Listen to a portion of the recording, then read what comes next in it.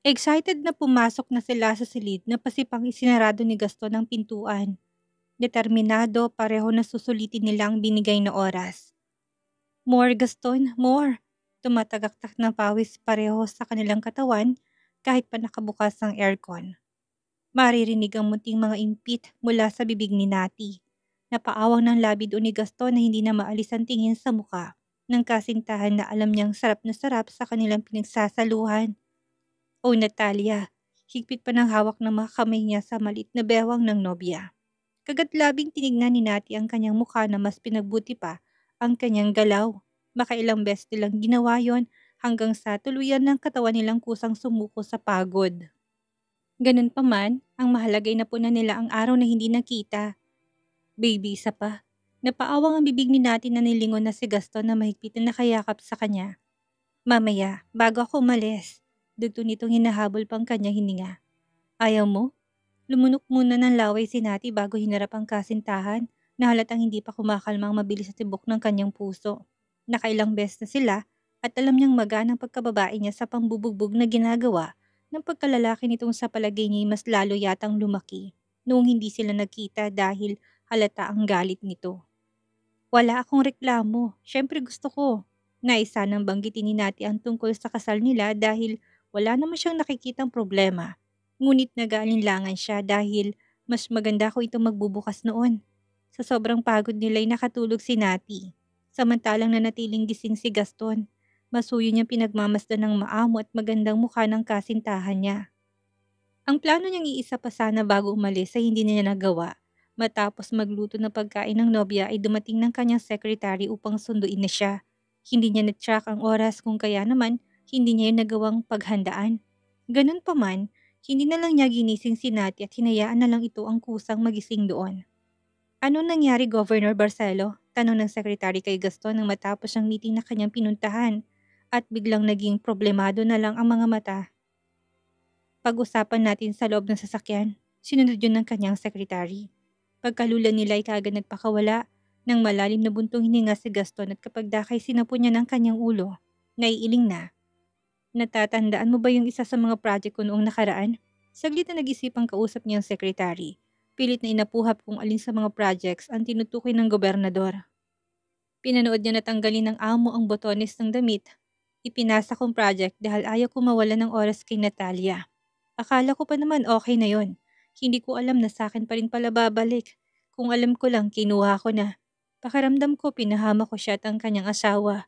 Sambit ni Gaston na hinilot ng sentido. Hindi niya mabagong nangyari na namatay ang taong nirekomenda niya at ang asawa nito dahil sa isang car accident.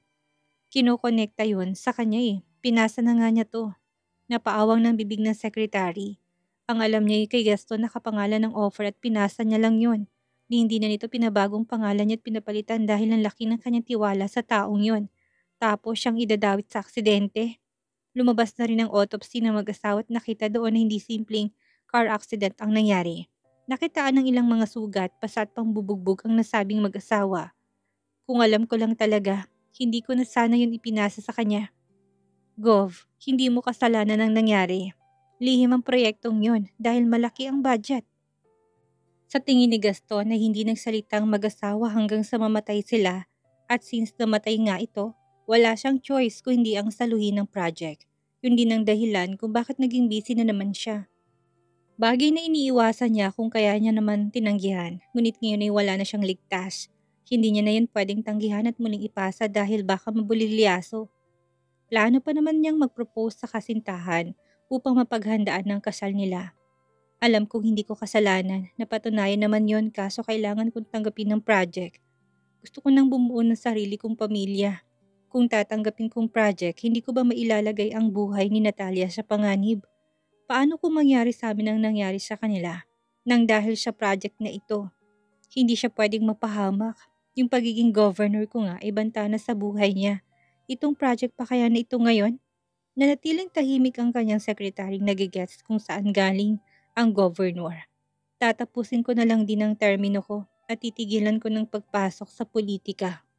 May malakas na bumangga sa likod ng kanilang sasakyan at dahil hindi napaghandaan ni Gaston na walang suot kahit na seatbelt, bigla siyang tumilapon patungo ng unahan nito. May tumigil na sasakyan sa kanilang gilid, riding in tandem. Namutla na si Gaston nang maisip na baka magpaulan yun ng bala. Akmang bababa na sana ang driver ng sasakyan, ngunit malakas at sumigaw si Gaston, kahit na parang binibiyak sa sakit ang ulo niya. "Huwag kang lalabas. Masyadong delikado yun kung gagawin ito." Nang mapansin ng riding in tandem na hindi umabante ang kanilang sasakyan, mabilis na silang tumakas. Tipong nagbibigay lang ito ng babala na may mas malala pang mangyayari sa kanila at hindi lang yun. Sumagi na naman bigla sa isipan ng nobya niyang si Nati. Yung ganito ang kinatatakutan niyang mangyari. "Governor Barcelo, ayos ka lang?" Agad na dalo ng sekretary na mahimasmasan na doon. Napahawak na si Gaston sa kanyang bewang bandang tiyan. Doon niya lang naramdaman ang sakit. Pakiramdam niya'y parang nabali ang kanyang isa sa mga tadyang sa impact. Napag-usapan din namin kanina sa meeting ng overseas company ng Karibal na may hawak ng project ay maruming maglaro. Malamang ay tauhan nilang mga yan. Gusto ni Gaston na hanapin ang may kasalanan noon at iganti ang kaibigan niyang pumanaw at ang asawa nito. Ngunit hindi kaagad dahil kailangan niya ng protektahan ng sarili. Napatingin na siya sa screen ng kanyang cellphone na magring ito sa tawag ng nobya niya. "Pauwi ka na? Tapos ng meeting mo, hindi ba?" Pinilit ni Gaston na maging kalmadong tinig kahit na tumindi pa ang sakit na nararamdaman. "Baby, sorry. Kailangan ko na umakyat ng Baguio ngayon. May importante ako." "Hindi ka ba muna magpapakita sa akin bago ka umakyat? Sobrang importante ba niyan kumpara sa akin?" Na-imagine na ni Gaston ang itsura ng kasintahan niya. Yun kasi ang chat niya. Babalik siya sa apartment bago umakyat ng Baguio. "Ngayon na nga lang tayo ulit nagkita. Yun na ba yun? Daan ka saglit dito kahit na ilang minuto lang. Yayakap lang ako sa'yo tapos papaalisin na rin kita. Sige na, please." Huminga ng malalim si Gaston na hindi intensyong iparinig yon kay Nati. Kung kaya naman, minabuti na lang niyang patayin biglang tawag ng walang paalam. Hindi lang yon, umatake ang sakit sa kanyang behong at kung hindi niya papatayin ng tawag, tsak na maririnig ng nobya ang mga daing niya sa hindi niya na makayang sakit. Kung kaya naman napangiwi na rin siya. Hindi rin siya pwedeng magtungo ng apartment kagaya ng hiling ng kanyang nobya. Kahit na gusto pa niya. Paniguradong maraming mga matang nagmamatsyag sa kanya at ayaw niyang ipahamak ang kasintahan na walang alam kung ano talagang nangyayari. Siya na lang ang magsasakripisyo. Siya na lang ang gagawa ng paraan doon. Magpadala ka ng ilang mga bodyguard sa apartment upang bantayan si Natalia hanggang sa tuluyan siyang makauwi sa kanila. Nahihirapan yung utos sa sekretary na nakatitig lang naman noon sa kanya. "Noted, Governor Barcelo." Sa dito may tinawagan na habang ang mga mata ay nasa amo pa rin. Nang gabing yun ay umakyat sila ng Baguio, ngunit sa ospital sila dumiretso dahil kinakailangang isugod doon ng gobernador na nagawang tiisin. Ang sakit habang lulan sila ng pinapunta niyang chopper sa Tarlac. Hindi pumayag si Gaston na sa Manila ma-admit dahil baka mamaya ay makarating pa yun kay Nati. Niiniwasan niyang mangyari. Ayaw niya mag-alala ang nobya. OA pa naman yun na kung ano na kaagad ang isipin kapag nakita siyang ganon. Ito ang kahuli-huli ang tao na gusto niyang makaalam ng insidente. Mabuti na lang at hindi yun kumalat online. Walang nakapag-video. May mga kumalat na reports ng insidente ngunit agad ni Gaston ipinaharang yon sa kanyang secretary upang hindi nito mag-viral pa. Hindi naman din gaano seryosong nangyari para kay Gaston pero nabalian pa rin siya ng tadyang na agad din namang naayos ng doktor. Ipinayo ng doktor na kailangan niya ng ibayong pahinga subalit hindi siya makatulog ng gabing yon. Kung hindi lang delikado, magandang pagkakataon sanang pahinga na yun upang makapiling niya ang nobya. Ngunit hindi naman yun pwede. Magdadala yun ng kapahamakan. Malalim ng gabing nakatayo lang siya sa may bintana ng hospital. Tinatanaw ang kumukutitap ng mga ilaw ng syudad. Iniisip niya ang nobya na baha ng messages sa phone niya. Ilang beses lang siyang nag-reply dito para sabihin lang na busy siya at hindi magagawang makakontak for the meantime. Gaya ng inaasahan niya, marami itong tanong. At sa bawat tanong na yun ay dama niyang sama ng loob nito sa kanya. Hindi niya kasi natupad ang pangako niyang babalik siya ng apartment lalo pa at nakiusap pa ito. Malamang inagtataka na ito dahil para sa gobernador, palagi siyang top priority kapag bumababa. "Governor Barcelo, ano pang ginagawa niyo dyan? Bakit kayo nakatayo?" Sita kagad ng kanyang sekretary. Nang pumasok ng kanyang silid at makitang nakatayo siya. Galing ito sa labas upang ayusin ang admission papers niya sa ospital. "Mahiga na kayo ng kama upang magpahinga. Hindi ba't bilin ng doktor yon na at least 1 linggo kang hindi gagalaw?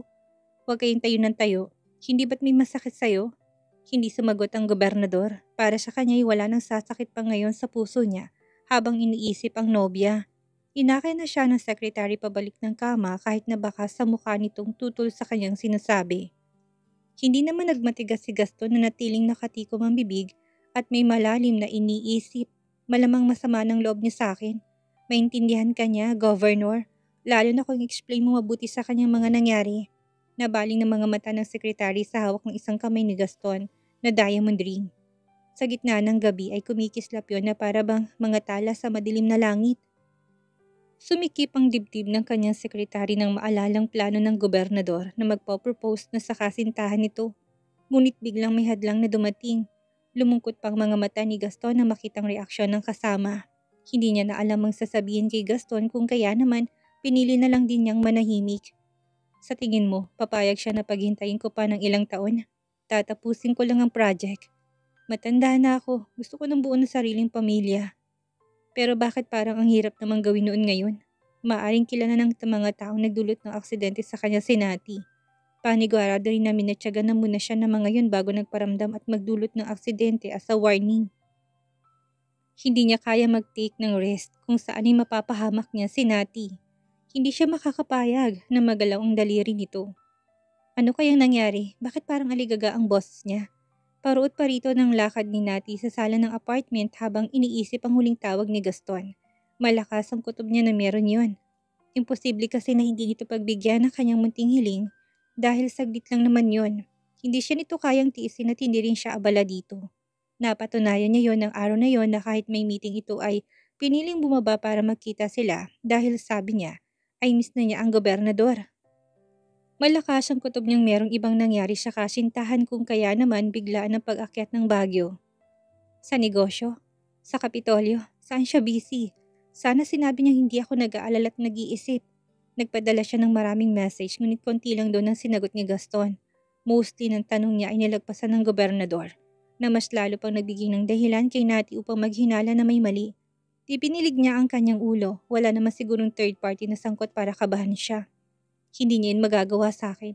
Saka ginagalingan ko namang mahalin siya para hindi siya maghanap ng iba. Kumbinsi ni Nati sa kanyang sarili.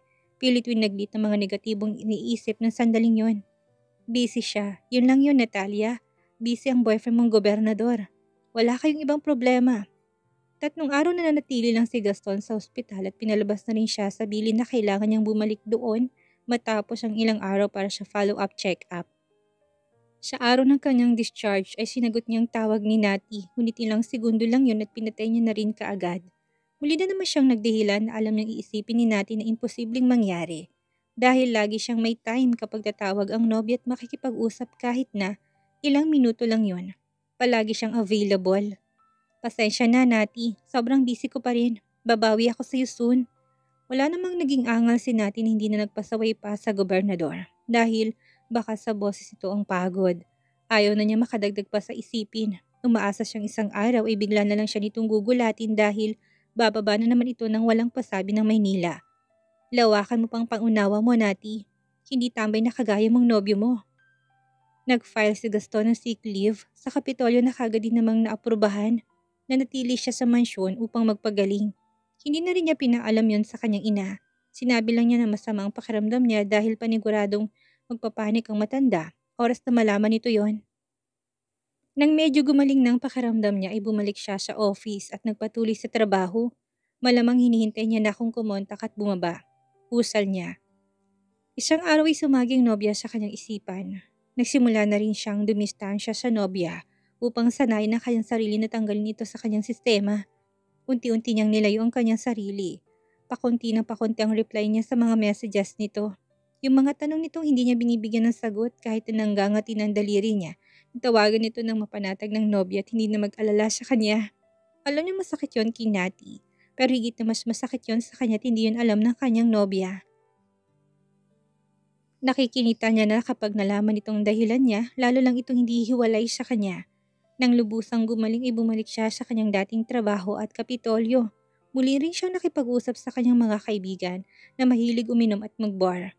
Muling nakipagkita sa kanila sa high-end bar kahit na pagod at 10 oras ng gabi. Bumalik siya sa dating siya noong hindi pa siya nagkakaroon ng relasyon ni Nati. Ayaw niya man pero kailangan niyang gawin yon para mailigaw na rin ang kanyang mga kalabang nagmamatsyag. Ang kapal ng mukha niya na i-ghosting ako. Bakit hindi na lang niya sabihin kung ayaw niya na sa akin? Busy? Imposible na maging busy siya. Halos isang buwan nang lumilipas. Hindi niya ako kayang tiisin ng ganito. Maktol ni Nati nang sa muling pagtawag niya ay ang sekretary nang sumasagot ng tawag niya. Dama niya sa boses ng sekretary na gumagawa lang ito ng alibay. Sasabihin ko kay Governor Barcelo na tumawag ka, Miss Bentacourt. Okay lang naman sa kanya makapag-break ang governor sa valid na rason. Pero kausapin sana siya nito ng maayos at masinsinan. Sabihin nito kung anong kanilang problema o kung siya man ang problema sa relasyon nila. Namayat na siya dahil sa pag-iisip ko ano bang mali sa kanila. Ilang beses na rin niyang nagtungo ng apartment nila, umaasang magagawi doon ng gobernador, ngunit palaging bigo. Palagi na lang siyang umiiyak habang naghihintay sa wala. Sobrang sama ng loob niya sa gobernador. Ganun na lang ba niya itatapon ang pinagsamahan namin? Ano ba talagang problema niya? Padyak niya pa na bahagyang sinabunutan ng kanyang sarili. Nagtataka na rin ang parents niya sa pagpayat niya na palagi niyang dahilan ay diet siya kung kaya ganon. Ang hirap naman ng ganitong wala kaming closure. Valentine's Day na makita niya sa video online ng gobernador na dumalo sa movie premiere ni Paloma. Grabe ang sakit na naidulot nun kay Nati na muli na namang napaluha sa sobrang sama ng loob niya. Hindi niya na mapigilan. Lalamunin pa ng sama ng loob ng pilit niyang pinipigilan. Dahil mahal niya ito at pilit niyang inuunawa ang pagiging busy nito umano. Nasa Manila si Gaston na bumabalang dito para suportahan ng Paloma na yon, tapos hindi man lang siya nito kinontak. Girlfriend siya nito. Bakit ginagawa nito yun sa kanya? Anong naging kasalanan niya sa nobyo para pasakitan nitong sobra? Hindi na napigilan ni Nati na mas maiyak. Kapag hindi niya inilabas yon ay paniguradong maiipon ang sama ng loob niya para sa gobernador. Ganun pa man, gusto pa rin niyang mag-explain nito. Baka nakaligtaan lang siya dahil nga sobrang busy niya sa kanyang trabaho. Tinawagan niyang number nito. Sagutin mo naman please. Kausapin mo na ako. Miss na kita, Gaston. Sambit ni Nati na wala pa ring patid ang buhos ng kanyang mga luha habang nasa tengang cellphone na nagre-ring na noon. Nang mga sandaling yun ay nasa club si Gaston, kahalubilo na naman ang kanyang mga kaibigan. Kinuha niya sa bulsa ang phone nang maramdaman ng vibration nun. Sinipat niya ang screen upang alamin kung sinong tumatawag na hindi naman nakaligtas sa matalis na paningin ng katabing si Jack. Si Miss Bentacourt yan ah.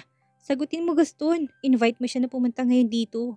Umiling si Gaston na para bang kailanman hindi niya gagawin ang bagay na yon.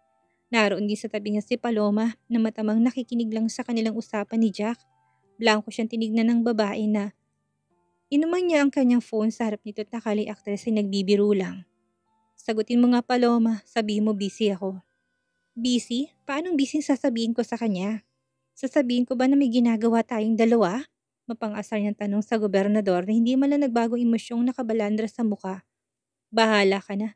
Ba't inigas to na pinagsiselosan to ni Nati kaya kapag itong sumagot ng tawag, magagalit to sa kanya at isipin na may iba na siya. Kung kaya wala siyang oras dito, hindi niya kayang harapin to at makipaghiwalay ng personal, lalo na kapag umiyak ito. Masyadong malambot ang puso niya dito na paniguradong sa halip na maputol ang relasyon nila. Yumabong pa yun. Isang halik lang din ito at pihadong bahag na naman ang buntot niya. Dahil alam niya sa kanyang sarili na mahal pa ito. Sige na Paloma, sagutin mo na. Pamimilit pa ni Gaston na alam niyang hindi tatanggihan ng aktres. Kamakailan lang nang muli silang makita pero hindi gaya ng dating nakikipag-makeout siya sa aktres. Nanatili siyang distansya sa kanya. Kapag nag-initiate ito ng halik, siya na mismo umiiwas sa babae. Hello? Nalukot pang lalong mukha ni Nati ng babae ang sumagot sa cellphone ni Gaston. Kilala niyang boses ng babae, kay Paloma yon. Maingay ang background nila kung kaya naman alam niyang wala sila sa private room at gumagawa ng milagro. Halatang nasa club sila ni Gaston na sandaling yun at pumaparty. Lumalim ang paghinga ni Nati na mas bumuhos pang mga luha. Selos na siya kaagad. Gusto niya itong bulyawan, sugurin at sabunutan hanggang tuluyang mapawi ang sama ng kanyang kalooban. Nasa club kami kung saan mo kami pinuntahan nung nakaraan. Punta ka na lang kung may kailangan ka. Sambit pa ni Paloma na friendly ang tono at hindi mahulaan ni Nati kung ang intensyon ay mangasar. Hindi na nakayanan pa ni Nati na magsalita at agad na pinatay ang tawag niya. Hello, Miss Bentacourt. Nariyan ka pa ba? Lumingon na si Gaston na makitang binabana ni Paloma ang kanyang phone. Anong sabi sa'yo, Paloma? Hindi naman nagsasalita. Binabaan ako ng tawag. Kibit-balikat na sagot ni Paloma sa kanya. Ngumiti si Gaston at kinuha ang phone mula sa kamay ni Paloma. Nakangiti siya ngunit ganun na lang ang lungkot na bumabalot sa kanyang mga mata. Malamang nag-overthink na doon si Nati. Miss na niyang babae, gusto na niya itong makita at mayakap. Subalit pinipigilan siyang gawin ang bagay na gusto niya kapag naisip ang tunay na sitwasyon. Nawala na siya sa mood na makipag-inuman, kung kaya naman minabuti niyang umalis na lang. Iniwan niya si Palawang nakikipagkasiyahan pa sa ilang kaibigan. Lumulan siya ng sasakyan ngunit nanatiling nasa labas ng bintana noon ang mga mata niya. Naguguluhan. Governor Barcelo, uuwi na po ba tayo ng hotel suite? Tanong ng kanyang sekretary. Otomatikong umiling si Gaston. Nasa labas pa rin ang kanyang tingin. Pumunta tayo ngayon sa apartment sa Bulacan. Maya-may nagawa niyang sabihin din iyon.